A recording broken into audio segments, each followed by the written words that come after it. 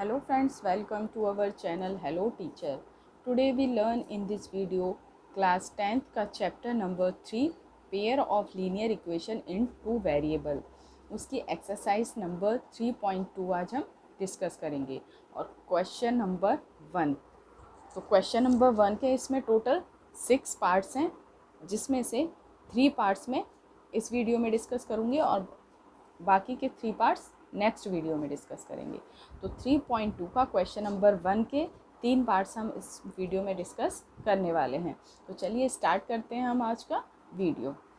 Question number 1 है exercise 3.2 का. Solve the following pair of linear equations by the substitution method. हमें linear equations given हैं जिसको हमें सब्स्टिट्यूशन मेथड से सॉल्व करना है. तो सब्स्टिट्यूशन मेथड में इंट्रोडक्शन वाली वीडियो में डिस्कस कर चुकी हूँ. एक बार फिर बता देती हूँ. सब्स्टिट्यूशन मेथड हमारा होता है, सब्स्टिट्यूशन मेथड का मीनिंग ही है सब्स्टिट्यूट. सब्स्टिट्यूट का मतलब एक की वैल्यू दूसरे में पुट करना, सब्स्टिट्यूट करना.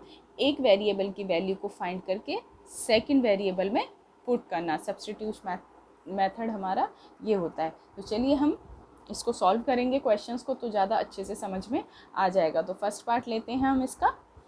तो फर्स्ट पार्ट हमारा क्या है, फर्स्ट पार्ट ये दे रखा है, उसको हम नोट कर लेते हैं. यहाँ पे फर्स्ट पार्ट है हमारा x plus y equal to 14. Then second है x minus y equal to 4. ये दो वेरिएबल, दो लीनियर इक्वेशन हमें गिवन है. ये फर्स्ट इक्वेशन हो गई और ये हमारी सेकंड इक्वेशन हो गई. इन दोनों इक्वेशंस को हमें सब्स्टिट्यूशन मेथड से सॉल्व करना है. तो अब देखिए, सबसे पहले हम इसमें क्या करेंगे, किसी एक की वैल्यू को फाइंड करेंगे. सबसे पहले हम इसमें क्या करते हैं, फ्रॉम इक्वेशन 1 लेते हैं. यहाँ पे हम लिखेंगे फ्रॉम इक्वेशन 1. फ्रॉम इक्वेशन 1 हम एक इक्वेशन को नोट करते हैं, फर्स्ट इक्वेशन को. x plus y equal to क्या है, 14. इसमें से किसी एक की वेरिएबल की वैल्यू निकाल लेते हैं. हम y की निकाल लेते हैं. y एज इट इज़ रहेगा इधर. 14 प्लस एक्स है, इधर आके माइनस एक्स हो जाएगा. तो यहाँ पे y की वैल्यू हमें क्या मिली, 14 माइनस एक्स. ये हो गई हमारी थर्ड इक्वेशन. हमने यहाँ पे क्या किया, दो वेरिएबल में से किसी एक वेरिएबल की वैल्यू को फाइंड कर लिया. तो हमने यहाँ पे y की वैल्यू फाइंड कर ली. जिसकी वैल्यू फाइंड करनी है सिर्फ वो यहाँ पे वही वेरिएबल बचेगा, बाकी सारे इधर चले जाएंगे. तो 14 माइनस एक्स, एक्स की वैल्यू y की वैल्यू आ गई हमारी 14 माइनस एक्स. ये हो गई हमारी थर्ड इक्वेशन. नेक्स्ट स्टेप में अब क्या करना है, हमें जो y की वैल्यू मिली है, अब यहाँ लिखते हैं हम put y is equal to 14 minus x. जो y की वैल्यू मिली उसे हम पुट करेंगे in equation second. We get, अगर दूसरी इक्वेशन में हम उसे पुट करते हैं तो हमें क्या मिलता है. फर्स्ट इक्वेशन से हमने वैल्यू निकाली, सेकंड इक्वेशन में हम इसे पुट करेंगे. तो y की जगह पुट करेंगे क्योंकि y की वैल्यू है. तो सेकंड इक्वेशन को नोट कर लेते हैं हम. यहाँ पे x minus y equal to क्या है, 4. तो x एज इट इज़ रहेगा. y की जगह हम क्या पुट करेंगे, 14 माइनस एक्स. ब्रैकेट में यहाँ लिख देते हैं 14 minus x is equal to 4. x as it is रहेगा. ब्रैकेट के आगे माइनस है तो अंदर जितने भी नंबर्स हैं उनके साइन चेंज हो जाएंगे. प्लस में 14 है, ये हो जाएगा माइनस 14. माइनस एक्स था इधर, plus x is equal to में 4. बाकी सब एज इट इज़. यहाँ पे x है, यहाँ पे x है, दोनों प्लस के हैं. दोनों x को अगर प्लस करें तो कितना हो जाएगा, 2x is equal to 4. Minus में 14 है, इधर जाएगा तो कितना हो जाएगा, plus 14. 2x as it is रहेगा. 4 में 14 प्लस किया तो ये हो गया 18. x एज इट इज़ रहेगा 18. 2 से x मल्टीप्लाई हो रहा था, इधर आके डिवाइड में, तो 2 से कैंसिल हो जाएगा. 2 1 ज़ा 2 9 ज़ा 18. तो x की वैल्यू हमें क्या मिल गई यहाँ पे, 9. x की वैल्यू हमें मिल गई यहाँ पे 9. अब हम क्या करेंगे, जो x की वैल्यू हमें मिली उसे हम पुट कर देते हैं. हम यहाँ लिख देते हैं put x is equal to 9 in equation third. We get, अगर हमें x की वैल्यू 9 मिल गई उसे हम थर्ड इक्वेशन में पुट करेंगे. तो थर्ड इक्वेशन नोट करेंगे, y is equal to 14 minus x. As it is रहेगा. y की वैल्यू एज इट इज़ 14. 9 की जगह क्या वैल्यू मिली है, 9. तो यहाँ पे पुट कर देंगे माइनस 9. तो y इज इक्वल टू क्या आ जाएगा, 14 में से अगर 9 को लेस करते तो ये आ गया हमारा 5. तो हमें x की वैल्यू मिली यहाँ 9 और y की वैल्यू क्या मिल गई हमें, 5. यही दोनों हमें इसमें फाइंड करने. तो हम यहाँ लिख सकते हैं x is equal to 9 and y is equal to 5. यही दोनों इक्वेशंस हमें फाइंड करनी थी। इस पार्ट का ये था यहाँ पे सॉल्यूशन। आई होप आपको ये क्वेश्चन समझ में आया होगा। बढ़ते हैं अपने सेकंड पार्ट की तरफ। ये है क्वेश्चन नंबर फर्स्ट का part 2। s minus t is equal to 3, ये है हमारी first equation. s upon 3 plus t upon 2 equal to 6, ये है हमारी सेकंड इक्वेशन।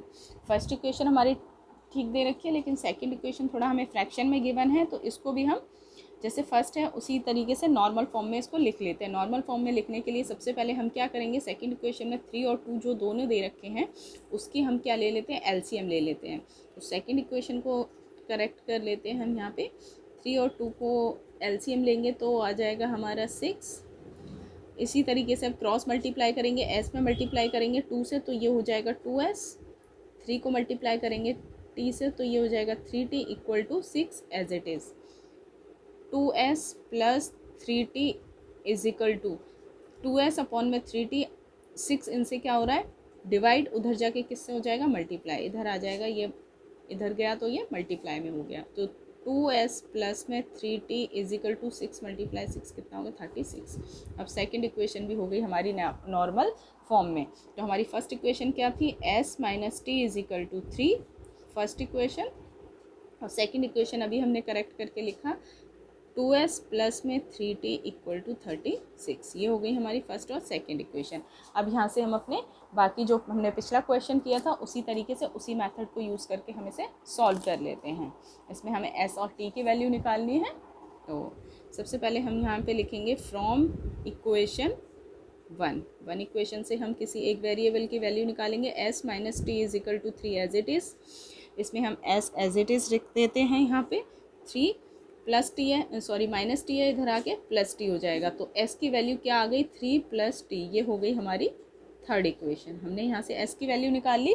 अब s की वैल्यू को हम पुट कर देते हैं। यहाँ हम लिख देते हैं put s is equal to 3 plus t in equation 2।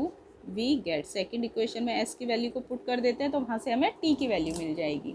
तो सेकेंड इक्वेशन हमारी क्या है, 2s plus 3t is equal to 36। तो यहाँ लिख लेते हैं 2s plus 3t equal to 36। तो जहाँ पे s है वहाँ पुट करेंगे, 2 यहाँ पे पहले से था, s की जगह क्या पुट करेंगे, 3 प्लस t प्लस में 3t as it is equal to 36। इसे सॉल्व कर लेते हैं। 2 से s मल्टीप्लाई हो रहा था तो s की जो वैल्यूज़ हमने लिखी हैं उससे भी 2 क्या होगा, मल्टीप्लाई। तो 2 को 3 से मल्टीप्लाई करेंगे 6, 2 को t से 2t प्लस में 3t equal to 36 as it is. अब 2t और 3t को प्लस कर सकते हैं, दोनों t वेरिएबल हैं, तो ये कितना हो जाएगा, 5t is equal to 36 plus 6 था, इधर आके माइनस 6 हो जाएगा। तो 5t एज इट इज़ रहेगा। 36 में से 6 लेस किया तो ये आ गया 30। t की वैल्यू कैसे आएगी हमारी, 30। 5 से t मल्टीप्लाई हो रहा था, इधर आके डिवाइड में हो जाएगा। तो 5 6 जा 30 कैंसिल हो गया 5 से। तो t की वैल्यू क्या मिल गई हमें, 6। यहाँ से t की वैल्यू हमें फाइंड हो गई। अब इसको हम क्या कर सकते हैं, t की वैल्यू को पुट कर देते हैं। हम यहाँ लिख देते हैं put t is equal to 6 in equation third. तो वी गेट, तो थर्ड से हमें किसकी वैल्यू मिल जाएगी, यहाँ से s की। तो थर्ड इक्वेशन हमारी s is equal to 3 plus t. s as it is रहेगा 3 प्लस t की वैल्यू क्या है, 6। तो s इज इक्वल टू कितना आ गया, 9। दोनों वैल्यूज़ मिल गई हमें वेरिएबल की। s इज इक्वल टू मिल गया 9 और t की वैल्यू हमें मिल गई 6। तो ये था हमारा सेकंड पार्ट का सॉल्यूशन। क्वेश्चन आपको अच्छे से समझ में आया होगा फ्रेंड्स। बढ़ते हैं अपने थर्ड पार्ट की तरफ। इस पार्ट का लास्ट क्वेश्चन, बाकी के क्वेश्चन मैं नेक्स्ट वीडियो में डिस्कस करूँगी। यह है हमारा क्वेश्चन नंबर 1 का third part. 3x minus y equal to 3, 9x minus 3y equal to 9। ये है हमारी फर्स्ट इक्वेशन और ये हो गई हमारी सेकंड इक्वेशन। इसी तरीके से सब्स्टिट्यूशन मेथड से ही सॉल्व करना है इसे भी हमें।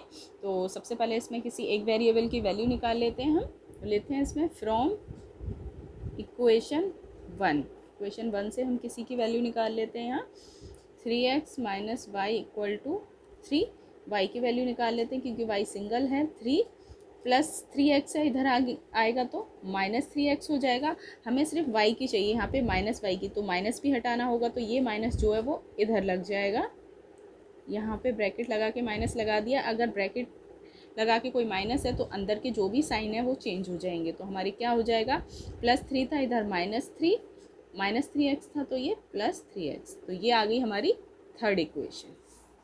में एक चीज़ ध्यान रखनी है, किसी भी ब्रैकेट के आगे अगर माइनस लगा होता है तो अंदर के जो भी नंबर्स हैं उनके साइन चेंज हो जाएंगे। जैसे यहाँ +3 था, ये हो जाएगा -3, यहाँ पे -3 था, ये हो जाएगा +3x। ये बन गई हमारी थर्ड इक्वेशन। y की वैल्यू हमें मिल गई। तो अब हम यहाँ लिख सकते हैं put y is equal to -3 + 3x in equation 2। Equation में y की वैल्यू पुट करेंगे तो वी गेट, हमें क्या मिलता है, इक्वेशन 2 हमारी क्या है, नोट कर लेते हैं, 9x - 3y = 9।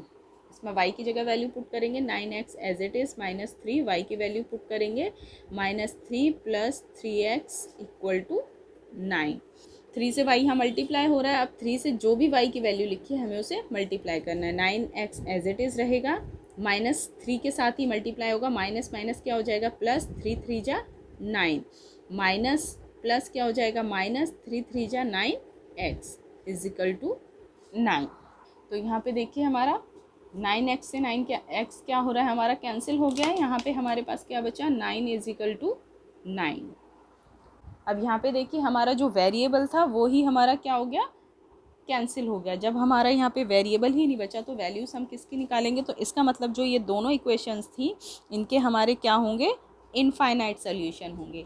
तो हम यहाँ पे लिख सकते हैं from equation 1 and 2 have many solution या इनफाइनाइट सॉल्यूशन, इनफाइनाइट सॉल्यूशन। कभी भी कोई वेरिएबल ज़ीरो हो जाए, हमारा कोई वेरिएबल कैंसिल हो जाए तो उसके हमारे कितने इनफाइनाइट सॉल्यूशन होंगे। तो यहाँ ये था इस पार्ट का आंसर। आई होप आपको ये क्वेश्चन भी अच्छे से समझ में आया होगा। फ्रेंड, अगर आपको क्वेश्चंस अच्छे से समझ में आया है तो मेरी वीडियो को लाइक कीजिए, ज़्यादा से ज़्यादा अपने फ्रेंडों के साथ सब्सक्राइब कीजिए। Friend, like this video, please subscribe my channel and share with your friends. Thank you so much for watching this video. मिलते हैं नेक्स्ट एजुकेशनल वीडियोस में।